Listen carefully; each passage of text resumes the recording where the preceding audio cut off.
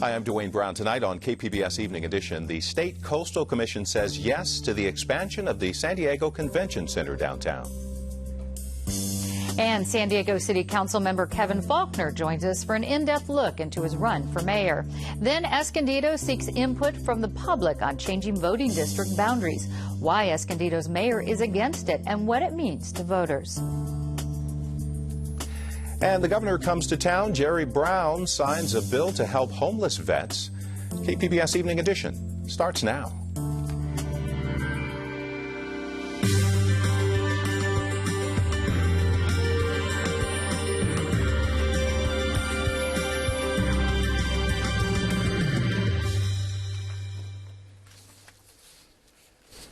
Hi, good evening. Thanks for joining us. The Coastal Commission has approved a proposal to expand the downtown convention center.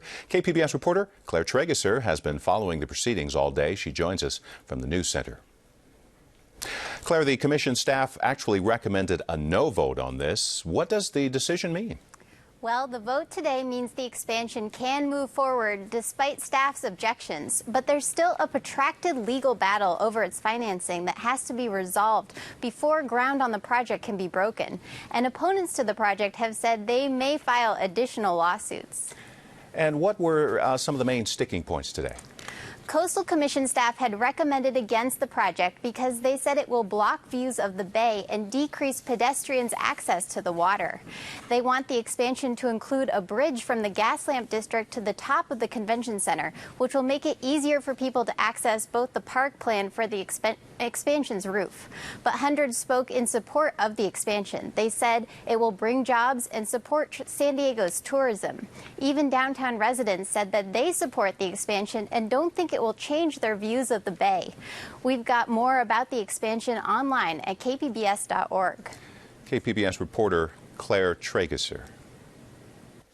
Now, the partial government shutdown is in its 10th day with some signs of a possible break in the deadlock. President Obama met with congressional Republicans late this afternoon, but economists say the budget fight has already hurt the U.S. economy and its international reputation. That story from Tracy Brown with the Associated Press. World financial leaders meeting in Washington are not happy with what they see. The longer the U.S. government is shut down, the greater the global impact. We know, and you know by now, that failure to raise the debt ceiling would cause serious damage to the U.S. economy, but also to the global economy as a result of the spillover effect. The first signs of a thaw emerged Thursday. Listen, it's time for leadership. It's time for these negotiations and this conversation to begin. And I would hope that the president would look at this as an opportunity and a good faith effort on our part to move halfway. The president is happy that cooler heads at least seem to be prevailing in the House, that there at least seems to be a recognition that default is not an option. But the political impasse is not over yet. A lot of people from all over the world are going to be right here in Washington, and they're going to see the political dysfunction that is taking place right now. Economists are counting on a growing U.S. economy to boost a fragile global recovery, not threats from a U.S. debt default. It would adversely affect advanced economies, emerging markets, low-income countries. It will be a worldwide shock. The mounting worries about the U.S. mark a shift for the International Monetary Fund. So I think a lot of countries are increasingly looking at both the shutdown and the pending deficit issue as very strange, and they wonder, why can't the American politicians just get their act together? After years fretting about the deep economic crisis in Europe, the most pressing concern is now the IMF's own backyard. Tracy Brown, Associated Press. Furloughs are now in effect for the Nuclear Regulatory Commission, or NRC. Most operations shut down today. The commission oversees safety at nuclear reactors, including San Onofre in the North County here. The furlough will not affect inspectors, and staff will be available for emergencies. That impasse is not expected to interfere with the decommissioning of San Onofre. Effects of the shutdown are also being felt as far away as Antarctica. The National Science Foundation has suspended research expeditions with Antarctica's warm season quickly approaching. Some San Diego researchers are also worried they may have to cancel their projects as well.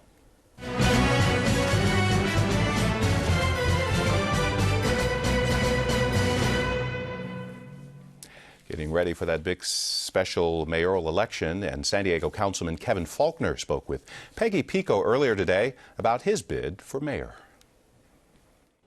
Voters will choose who they want to serve out the remaining 3 years of Bob Filner's term in the November 19th special election.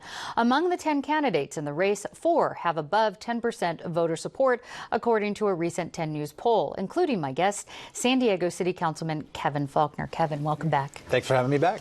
Now, you represented District 2 on the City Council. You have since 2006. Yeah. Why do you want to be mayor? You know, I have the experience of turning our city around. And the drive and the desire to get us back on track. It's really that simple. And having been a part of the turnaround, we remember where our city was so many years ago, Enron by the sea, not providing neighborhood services because of our financial condition. I'd led the effort to make some very strong and tough decisions that have gotten our city in a much better place, where we now have the ability to invest those dollars back into our neighborhoods. So it's a combination of experience, but also I think one of the biggest strengths that I bring to this race is my ability to work with all folks on either side of the aisle. And that's what I'm going to bring to the position as mayor. If you were elected, what would your top 3 policy priorities be? Yeah, streets and infrastructure on streets and sidewalks, fixing our sewer lines, investing those dollars back into our libraries and our parks. That's extremely important. And as we come out of the recession and making these big financial changes, we have the ability to do that. Public safety, a quick second, with particularly our police officers and recruitment and retention. And thirdly, something I feel very strong about, still cutting government waste so we can reinvest those dollars back into our neighborhoods. We're going to come back to the neighborhood situation, but I want to ask you this. You have a number of endorsements, including San Diego County's Republican Party, the Chamber of Commerce, and former Mayor Jerry Sanders. There's been some reports that you went to this meeting and you were, quote, selected for mayor by some of the city's biggest downtown interests, including UT San Diego's owner, Doug Manchester. Tell us about that meeting. Did they select you? Are you a downtown man? Every candidate selects themselves, and groups and organizations have meetings all the time. Who do they want? Who do they not want? But ultimately, it comes down, obviously, to the individual. And I'm proud of my record. And I'm proud to have the support. You mentioned Jerry Sanders. I worked side by side with Jerry Sanders throughout some of the very most darkest, difficult days of our city when we had to make tough decisions financially to get us back on track. And one of my messages now is we can't afford to go backward. I will not allow the city to go backwards and repeat some of those financial mistakes of the past. So I'm happy to have the mayor's support. I know how important it is that we have a thriving economy. So small businesses, large businesses, I think it's one of the reasons that we need to get back on track for the city. The other mayoral candidates, the 3 that I've talked to, told me that they are very pro-neighborhood and want to shift the focus from downtown to other communities. How would you balance downtown interest and neighborhood interest? And as somebody who's been on the council who's been fortunate enough to represent some fantastic neighborhoods in the city, I know firsthand how critically important it is that we do have those dollars in our neighborhood services, which is why I've been fighting so hard for street repair, why I've been fighting so hard for police officer recruitment and retention.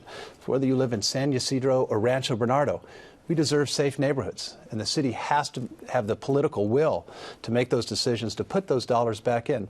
I've done that as chairman of the audit committee. I've been a leader on those efforts of reform. And that's one of the things that as mayor I'm going to ensure that we continue to do, because you can't have neighborhood services if you don't have the dollars to invest them. You're a strong supporter of the convention center expansion. Would you ask taxpayers to pay for any overrun costs? No, you know, and very strong supporter of the convention center expansion. And one of the great things about it is the funding sources. You're going to have some, you know, the hotels that are most closely affected by that, helping to pay for that facility. I'm going to keep a close eye on that to make sure that it doesn't go over, along with the Port of San Diego. But when you talk about how critically important the convention center is, and one of the reasons I'm such a big supporter, it's about 7,000 jobs. It's about attracting more tourism to San Diego. And next to sales tax and property tax, our hotel tax is the 3rd largest source of revenue. The more revenue we get, the more dollars we have to invest back into our neighborhoods. So I'm going to be a close fiscal watchdog on that program, and I've demonstrated that since I've been on the council.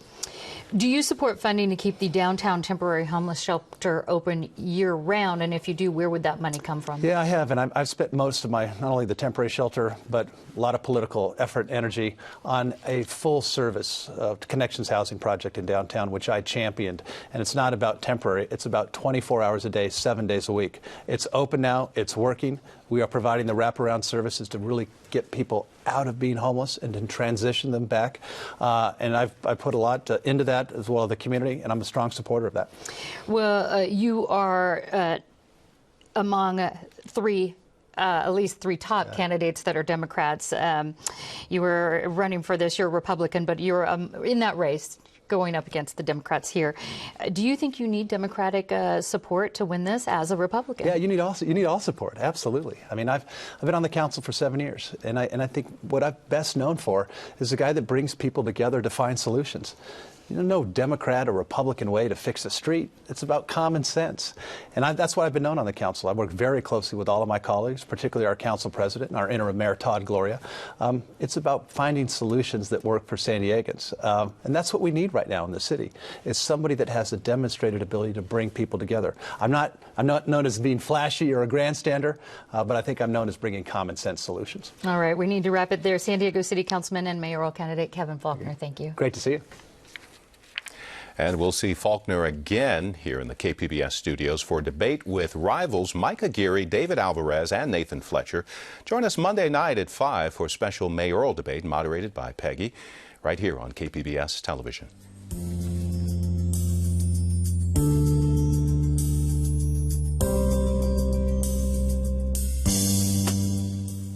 Governor Jerry Brown was in San Diego to sign legislation to help provide more housing for veterans. KPBS video journalist Katie Shulove was there. A quarter of the country's homeless veterans live in California. That's why Governor Brown was eager to sign the Veterans Housing and Homeless Prevention Act Thursday at the Veterans Village of San Diego. I know some folks at this part of the state are a little skeptical of what we do up there in the state capitol, but today we're doing something really good, and the people standing behind me help make this happen for veterans, for their families, for our future. So with that, let's get to it. I want to sign this bill without any more delay. The bill would allocate $600 million to the construction of affordable, multifamily housing for veterans. The money is left over from a 2008 bond measure that allowed veterans to purchase housing through the CalVet Home Loan Program. Supporters of the bill say that program isn't working anymore because of the recession's effect on the housing market. We don't stand still in California. This is the innovative state, whether it's taking care of veterans or immigrants or schools or health care. We want to be out in front. Voters will decide on the ballot measure in June. Katie Shulove, KPBS News.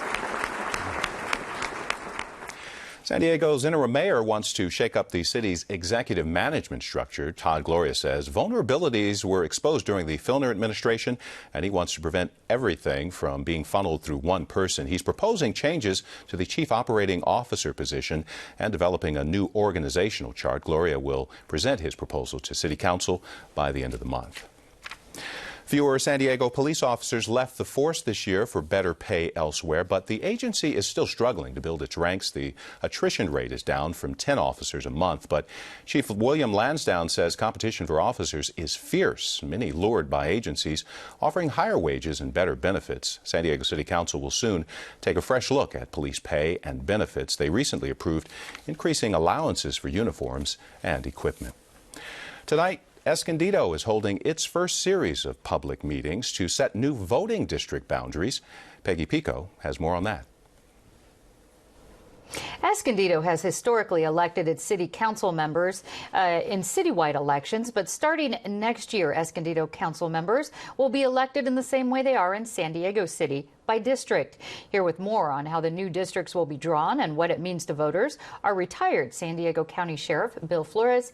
He's a member of the independent commission that will draw up the new voting districts, and Lori Schellenberger, director of the ACLU's statewide voting rights project. Welcome. Thanks for having us. Lori, how did the court determine that the elections in Escondido up until now were a violation of the Voting Rights Act? Well, the city of Escondido was sued for a violation of the California Voting Rights Act. The allegation was that those elections resulted in the dilution of the Latino voting voting power in the city. And the city admitted liability, we say. They admitted there was a history of polarized voting whereby whites were outvoting the Latinos in terms of their preferred candidates. And so the city agreed to a consent decree whereby the city will now shift to district elections. And I understand Escondido is about 50% Latino. Has that been reflected, or how has that not been reflected up until now? In the 123-year history of the city, only 2 Latinos have ever been elected to the city council. Okay. And Bill, what are you hoping the new voting districts will change when in Escondido? Well, one of the purposes, after reading the consent decree, that kind of stands out is that it wants to, the goal would be to increase the chances of a minority candidate to get elected. Because since city council candidates will be running in a smaller area, that is districts, it wouldn't take quite as much resources, and the issues would be more focused. And if one of the districts, for example, might have an ethnic minority majority, the chances for a minority candidate to be elected is greatly enhanced. And there's going to be 4, to be clear, right? 4 new districts? 4 new districts, okay. Correct. What are the factors that need to be considered in determining where these district boundaries are drawn? Right. Well, there are a number of factors, not only the demographics of the population living in those districts, but also you have to look at natural boundaries, the fact that the districts need to be contiguous, but also there's a concept called the community of interest, and we try not to separate or divide communities of interest. And that is, the definition of that is kind of all-encompassing. A community of interest could mean more than just a neighborhood. I mean, it could be a church-type thing. It could be sort of a collective area of something that is important to that neighborhood. Of a commonality that people living there have, yeah. I see. Well, I do want to say that we invited Escondido Mayor Sam Abed to join in on this conversation. He did not respond to our request, but in a UT article, he is quoted as saying, "Focusing on ethnicity is counter to my goal of uniting the city. Creating one large Latino district will limit Latinos to one voice on the council." I want to get both your responses on that, Lori. Let's start with you. What do you think about that? Well, first of all, it's not clear that one big Latino district will be drawn. I mean, this is a commission comprised of residents of the community who are interested in hearing from the community to determine how those lines will be drawn. On the other hand, you can't ignore the history of racial politics in Escondido and the fact that there is a group that has a history of being discriminated against and excluded from the electoral process. So it has to be a factor. It can't be the only factor, but that could comprise a community of interest. And what do you think about the mayor's statement? Well, I'm looking at it from a more practical standpoint, and that is that the existing political system has been very well, has treated Sam Abed very well. He's running for re-election, so I think that these kinds of statements would be an appeal to his voting base. Certain group of constituents. So he's probably trying to kind of fire up that group. All right. Well, on that note, tonight's meeting is the first of several public hearings. What kind of input, Bill, do you think that they're asking, the commission is asking from the public? What do they want to know? Well, like I mentioned earlier, it's the input on communities of interest. Because even though I'm a resident of Escondido myself, I don't know every neighborhood and I don't know all the different communities of interest that exist out there. The more information we have about the varying communities, the more intelligent we can be in drawing the districts, because we do want to draw districts not only that are somewhat balanced in terms of population, but without separating those communities of interest that people want to stay together. We want to know about them, and we want to hear from the more we know, the better decision we can make in drawing those boundaries. All right. Well, I want to let folks know the latest information on the redistricting of Escondido can be found also on our website at kpbs.org. Bill Flores and Lori Schellenberger, thank you so much. It's nice to be here. Thank you so much for having us. I'm Judy Woodruff. On the next News Hour, the Nobel Prize for Literature and the controversy over taking a census in Bosnia. That's Thursday on the PBS News Hour.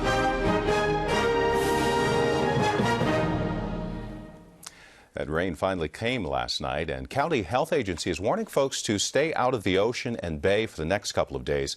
Bacteria levels usually rise after stormy weather, but the water should be safe after about 72 hours.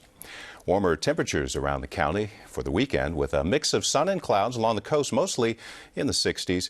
Even warmer for the inland valleys into the 70s with sun and some clouds.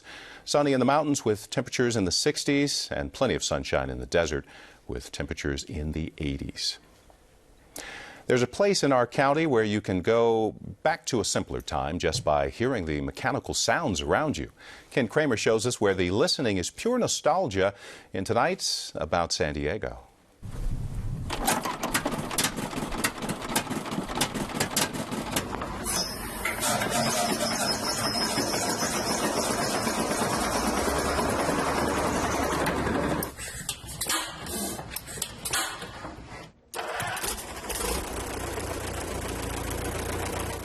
I think it's the sounds that you notice here first of all. Everything has its own rhythm and note. It's one of the reasons so many people come here just to listen to sounds you don't hear on the farm anymore. A lot of what they love is the sounds that come from here. You know, in the old days, you'd hear a tractor running in the field 5 miles away, you know, just growling and barking away as it's doing its work, and we still get that out here. Out here in Vista at the Antique Gas and Steam Engine Museum, 55 acres of rolling farmland, maybe the best kept secret in San Diego County, where there are hundreds and hundreds of steam and gas engines, tractors, and so many other things. Everywhere the relics of what used to plow and power Southern California. The first one here is a Vilder coreless refrigeration unit. Used compressed ammonia for cooling, and it was used up in Orange County at the Guasti Winery.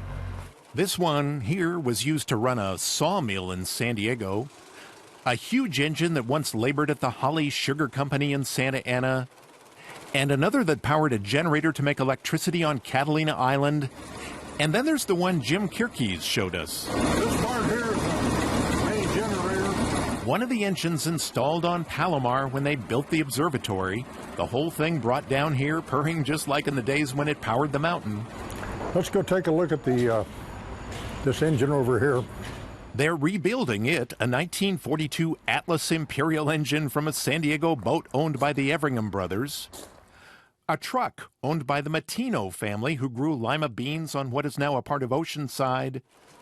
A steam engine that would have been hooked up to belts to power all kinds of equipment on the Nelson farm in Escondido. Here's one that was once owned in Oceanside and made an appearance in the 1956 movie Friendly Persuasion, starring Gary Cooper and Dorothy McGuire. These things take us back to a time when so many places that are now freeways, mini malls, housing tracts, and parking lots in San Diego County were once farmland and ranches. Rod Grenewald is the museum's director. You know, one of the big wheat producing parts of the country was right out here, and you know what you're looking at behind me now is the last patch of wheat in San Diego County.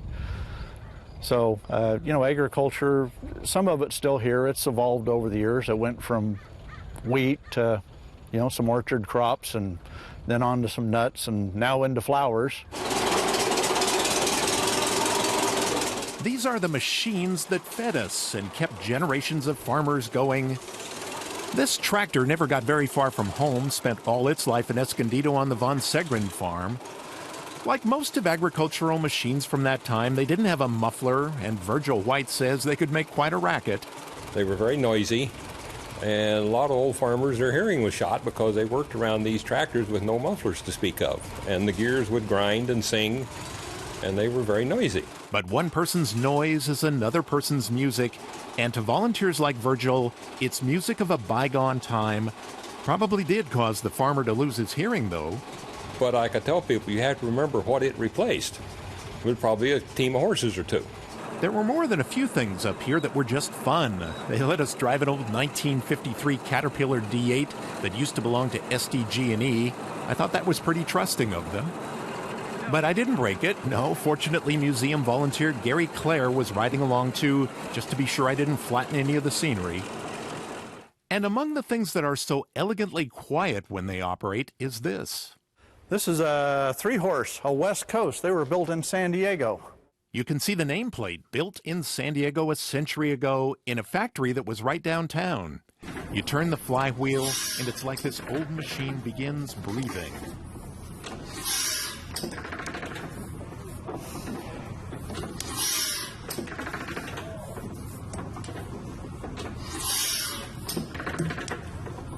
And then there's this, an old one-cylinder gas engine, probably used as an irrigation pump or something. Now watch how long it can run on just one pop of the cylinder. Here we go. Here comes a pop. Okay, so just that one pop, the flywheel keeps turning. The engine is kind of coasting, keeps turning.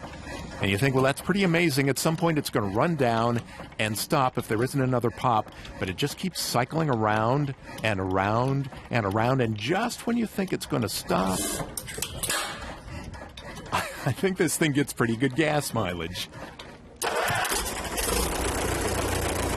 There is, I suppose, an impulse for nostalgia at a place like the Antique.